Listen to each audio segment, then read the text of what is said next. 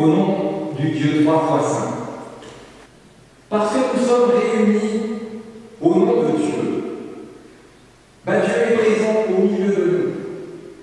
Alors venons à lui avec nos attentes et nos besoins, avec nos manques et nos faiblesses, avec le poids de nos soucis, avec le poids du quotidien. Venons à lui comme il vient lui-même à nous, en Jésus-Christ, en qui il sait ce dont est fait nos vies, ou notre vie. Venons à lui avec notre foi, même criblée de doute, avec notre espérance, même limitée par nos peurs, avec notre amour, même sali par nos haines. Venons à lui parce qu'en tout temps, c'est lui qui nous y invite. Il nous invite à sa table, à sa fête, dans son royaume, lui qui a promis de ne jamais se détourner de nous. Que notre joie rejoigne celle de notre Seigneur, alors que nous le louons avec le premier chant sur vos feuillets, grosse corse et gros riche, les 4 strophes.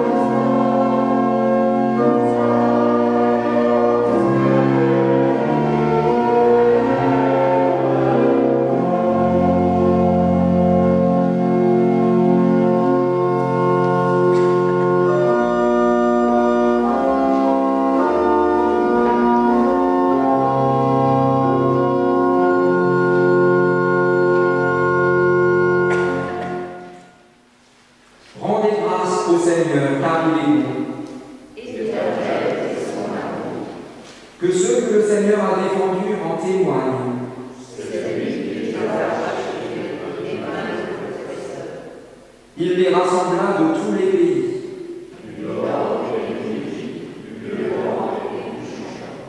Certains erraient dans le désert, sur des chemins perdus.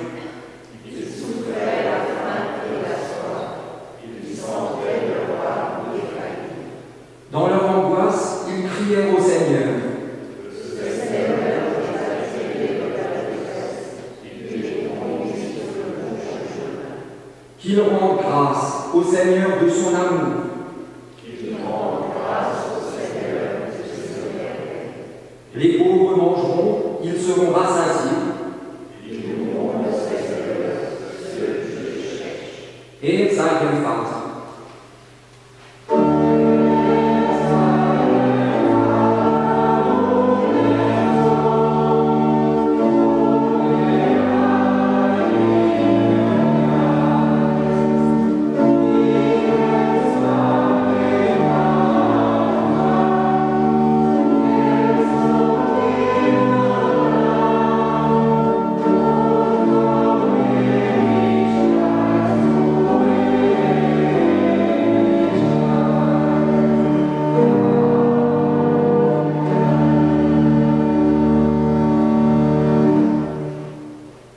Parce que nous sommes sûrs de l'amour de Dieu pour nous en Jésus-Christ, nous pouvons reconnaître devant lui ce qui nous sépare de lui. Dieu de toute grâce, nous voici devant toi pour confesser notre culpabilité, nos échecs et nos craintes. Là où notre aide est sollicitée, nous préférons détourner le regard, nos mains et notre pas.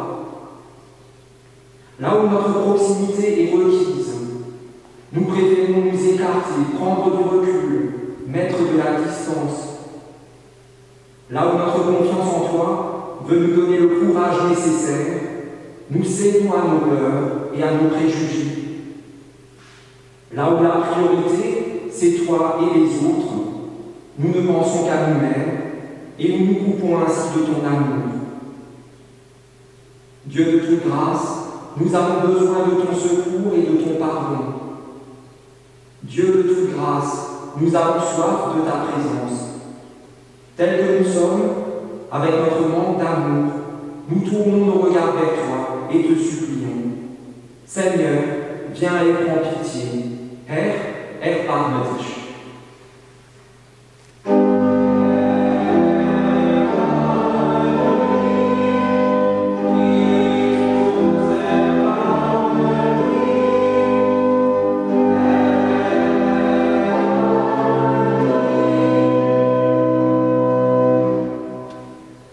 Que celui qui aime Dieu se réjouisse, car voici ce qu'il proclame à son intention par la bouche de l'apôtre Paul dans la deuxième lettre aux Corinthiens.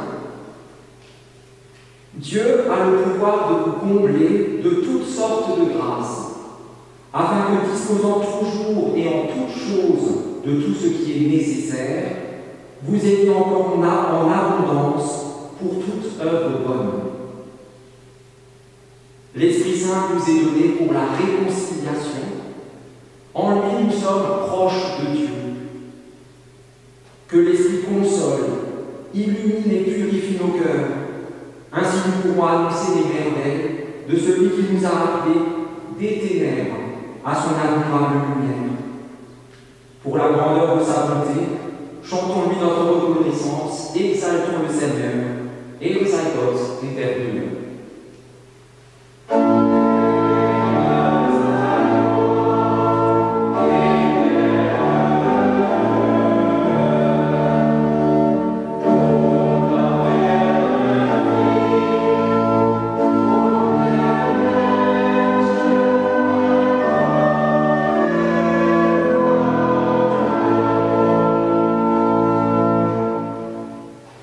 Seigneur, que ce soit la douceur d'un matin de printemps, que ce soit la chaleur d'un jour d'été, la brume enivrante d'un soir d'automne, ou la froide morsure de l'hiver, tout nous vient de toi et tout nous parle de toi.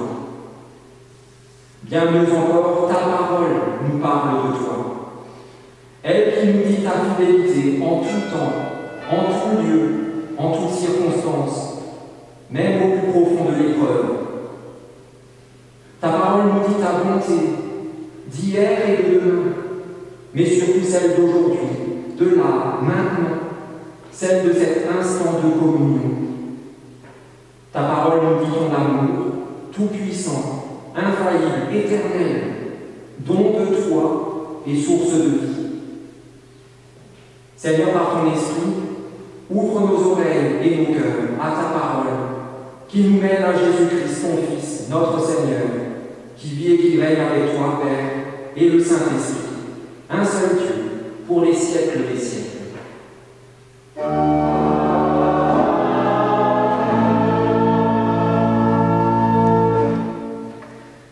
Et dans la lettre aux Philippiens, nous écoutons la première lecture.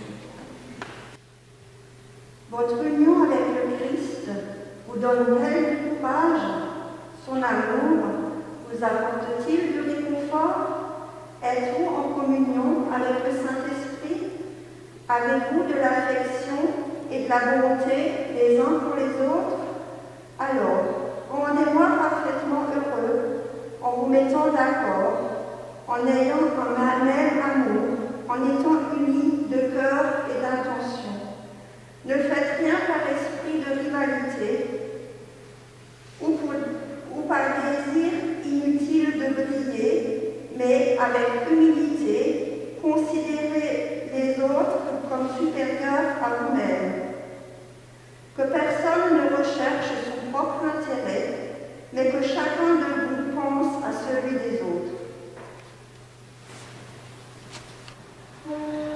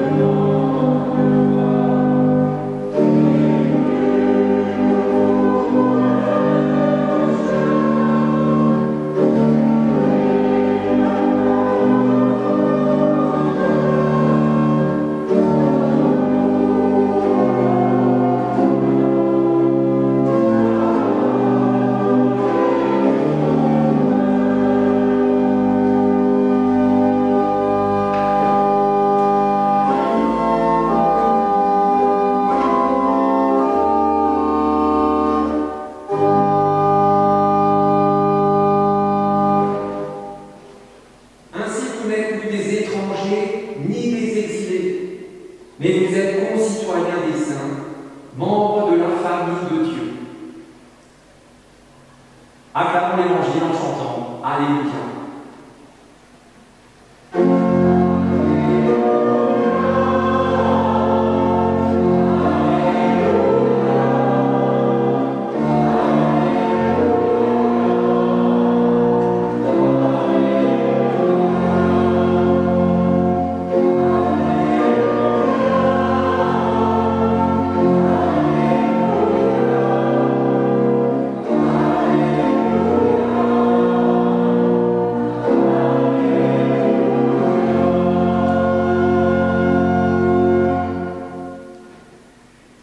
Et dans l'évangile du jour, l'évangile de Jean chapitre 6, nous entendons comment Jésus multiplie nos 3 fois rien et nous les repartage au centuple.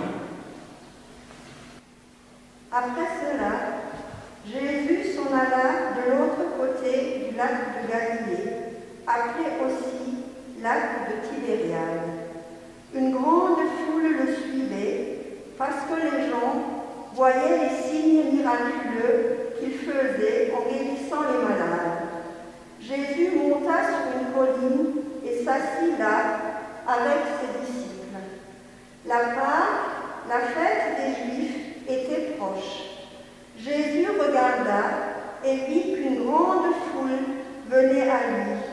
Il demanda donc à Philippe: où pourrions-nous acheter du pain pour leur donner à manger à tous?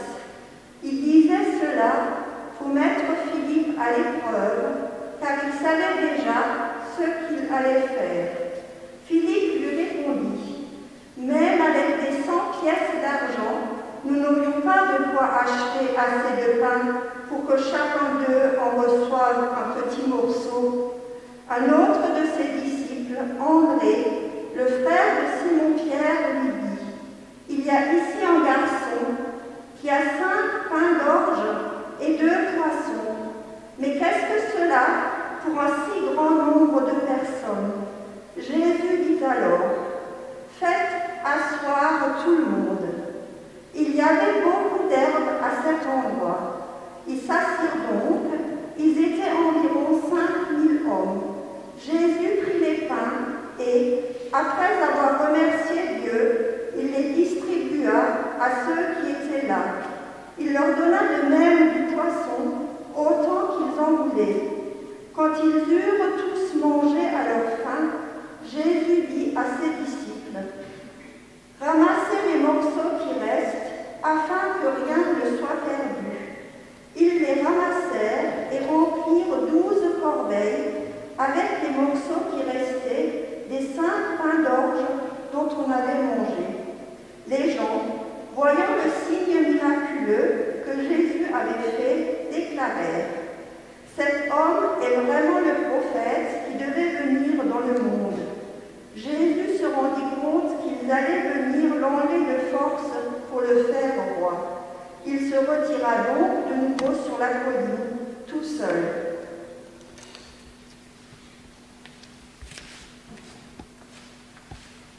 Seigneur, ta parole est la vérité. Enseigne-nous à marcher selon ta vérité. L'aube s'attire au Christ.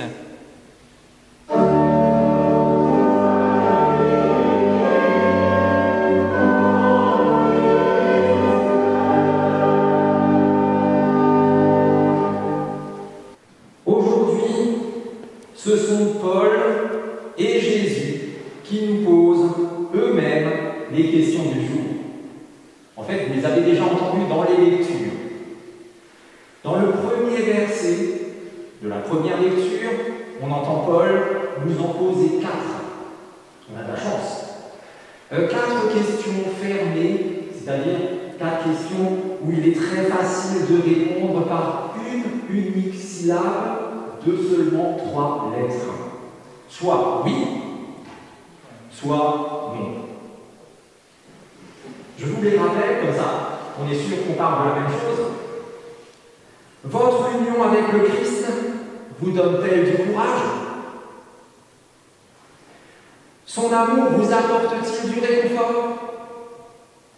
Êtes-vous en communion avec le Saint-Esprit? Et 4e, avez-vous de l'affection et de la bonté les uns pour les autres? Alors, dans notre contexte, une église, le bâtiment, c'est pendant un culte, au milieu de nos sœurs et frères dans la foi, après avoir prié, chanté, loué, lu ensemble la Bible, face au pasteur qui finalement ne fait que vous retransmettre les questions que vous pose Paul et Jésus. Bon, il faut aussi dire que le pasteur vous a un tout petit peu orienté, quand même, un petit peu. Ben moi, je pense que la question, elle est vite répondue. Ça dit quelque chose? Non? T'as pas Internet? C'est pas grave.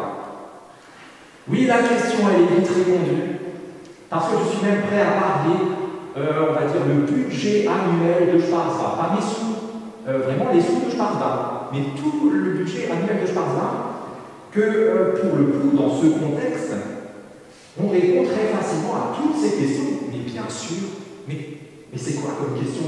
C'est évident. Évidemment que le Christ me donne du courage.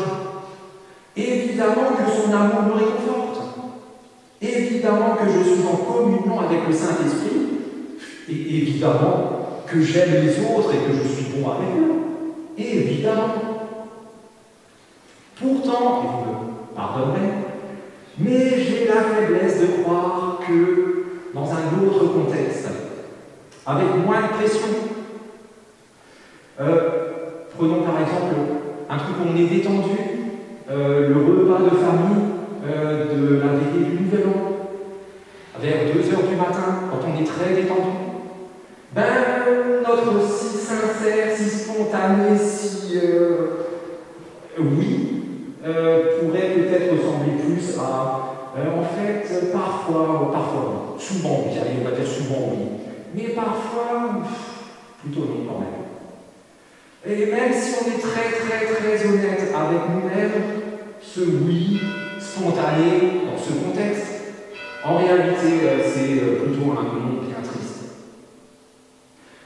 Parce qu'au quotidien, dans la vie de tous les jours, dans la vraie vie, ce qui me donne du courage, si je vous demandez vraiment, ben, vous répondriez comme moi, c'est plutôt ma famille, mes parents, mes enfants, mes proches, mes amis aussi, plutôt que mon union au Christ. Ou bien, je me trompe? En tout cas, quand j'ai un coup de mou, quand je ne me sens pas en forme, c'est vers eux que je me tourne, spontanément. Non? Et c'est pas pour rien que je me tourne vers eux spontanément, puisque c'est leur affection, leur amour pour moi qui me donne le réconfort dont j'ai besoin. Je pense qu'on est tous d'accord. Formidable. J'avais peur qu'on ne soit pas d'accord sur ça. Parce qu'après tout le reste, c'est difficile.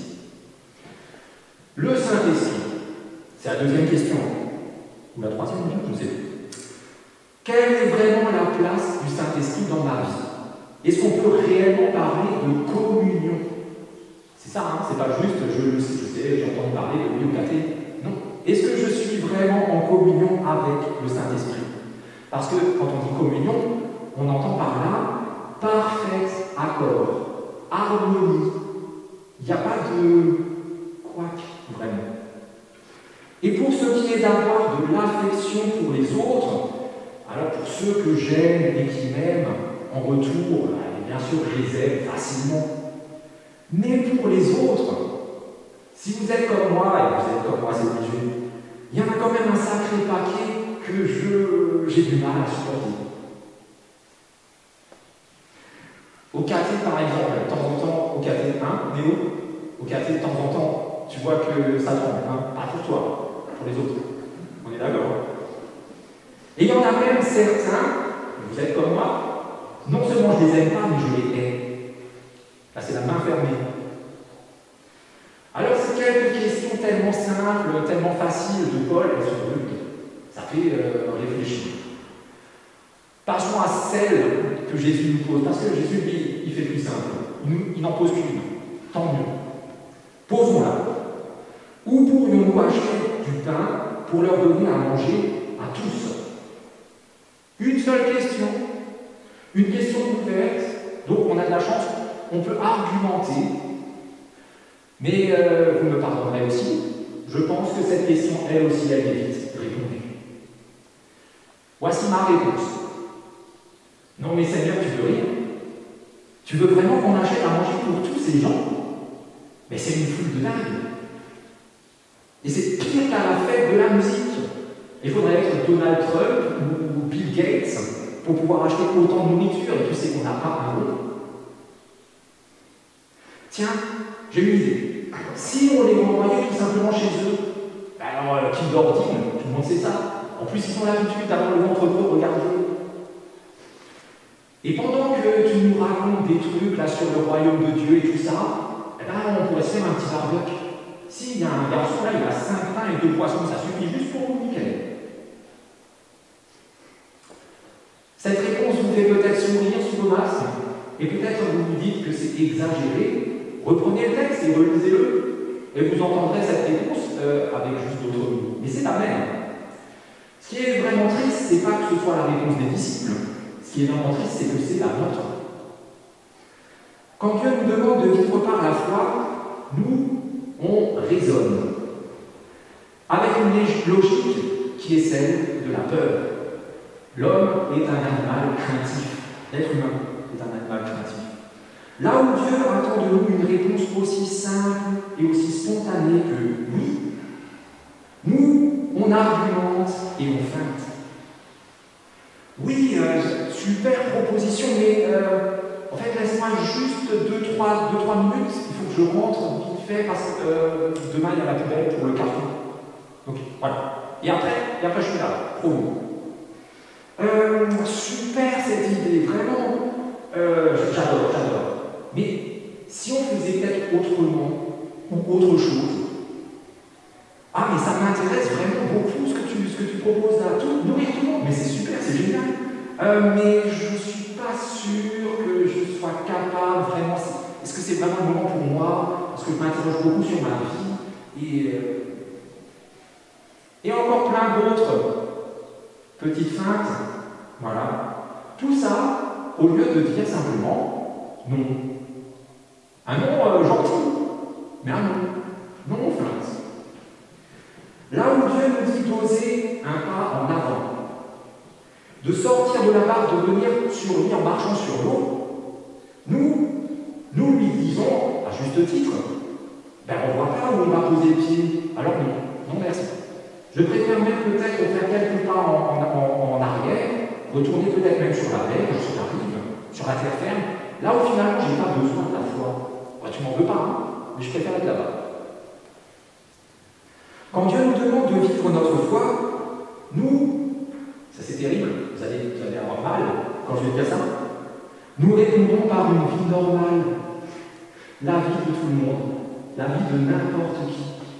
Quelques exemples. Si ce n'est pas ceux-là qui vous parlent, c'est pas grave, hein. Vous en trouverez plein d'autres. Ceux-là ne me parlent pas spécialement, mais ils sont quand même parlants. Chrétiens ou pas, on fraude gentiment les impôts. Bah, comme tout le monde, hein. Chrétien ou pas, on essaie de gratter une place dans la file du Super U. Comme tout le monde. Chrétien ou pas, on se réjouit des petits malheurs de ceux qu'on n'aime pas trop. Alors, petits ou grands, en français pareil, c'est même mieux. Comme tout le monde.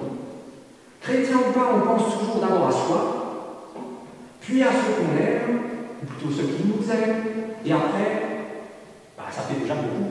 Une main pleine déjà. Et puis les autres, de toute façon, ils ne méritent pas qu'on pense à eux, et s'ils pensent à moi, moi je me débrouille tout seul comme un grand, ils n'ont qu'à faire pareil. Chacun pour soi et les moutons sont bien gardés. Chrétien ou pas, on trouve Jésus bien sympa. Bah, c'était quand même un bon petit gars.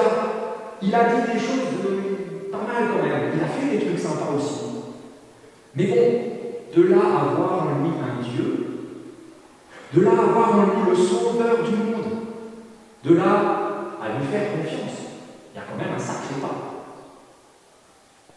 Quand Dieu nous demande de partager notre vie de foi en parole et en acte, nous répondons par un égocentrisme démesuré.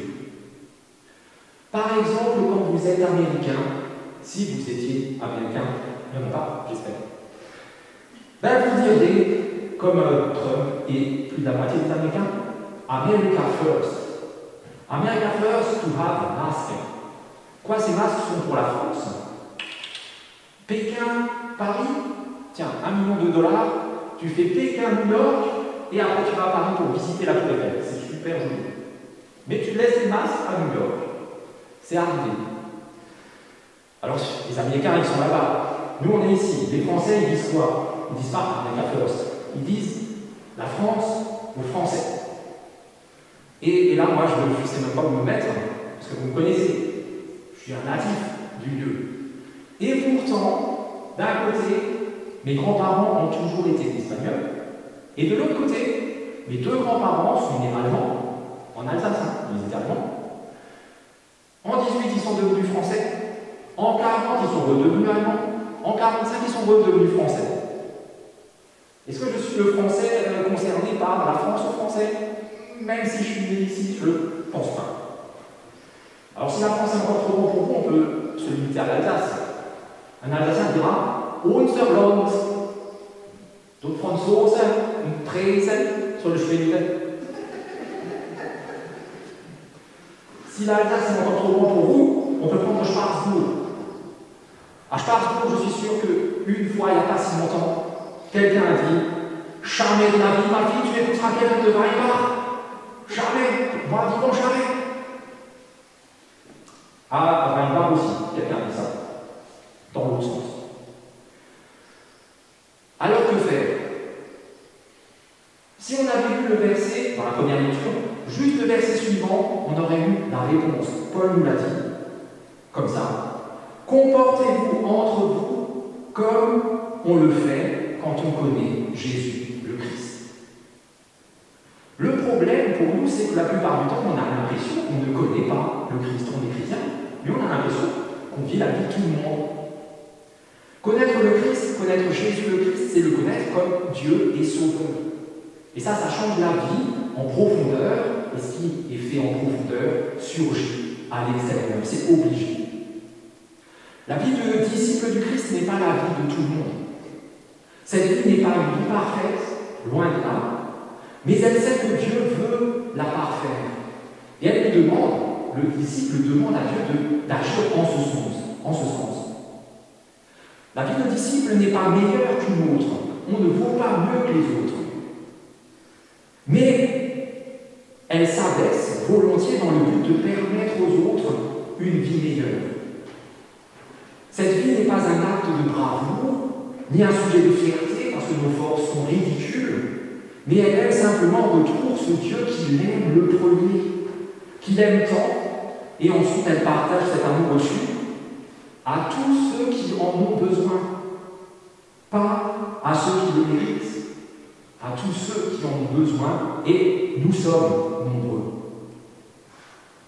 Ainsi, la seule réponse que nous avons à donner à toutes ces questions du jour, les 4 de Paul, la seule de Jésus, c'est la même réponse que Paul a donnée dans sa vie, c'est la même réponse que Jésus a vécue toute sa vie, un oui de foi, un oui de confiance, un oui qui pour nous n'est pas encore parfait, total, mais que nous souhaitons voir advenir chaque jour davantage dans notre vie. Alors si vous êtes comme moi, vous pouvez dire « Oui, je crois que mon union avec le Christ me donne le courage dont j'ai besoin pour vivre au quotidien. Même si parfois j'ai peur, même si parfois je désespère, même si parfois je baisse les bras. Oui, je crois que son amour m'apporte le réconfort dans toutes mes détresses. Même si parfois mes yeux ne connaissent que les larmes, même si parfois mon âme est triste à mourir et que je ne souhaite plus que ça, mourir. Oui, je crois que je suis en communion avec Dieu par son esprit, même si parfois c'est mon esprit ou l'esprit du monde qui prend les rênes de ma vie. Oui, je crois avoir de l'affection et de la bonté pour ces autres qui me sont confiés, même si parfois je ne les supporte plus, même si parfois je préfère les ignorer, même si parfois je me préfère à eux.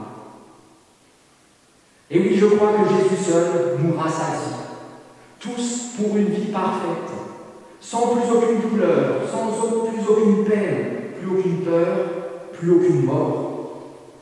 Même si tout ça fait encore, pour un temps et un temps seulement, partie de ma vie. Oui, je crois que Jésus est mon Dieu et mon Sauveur.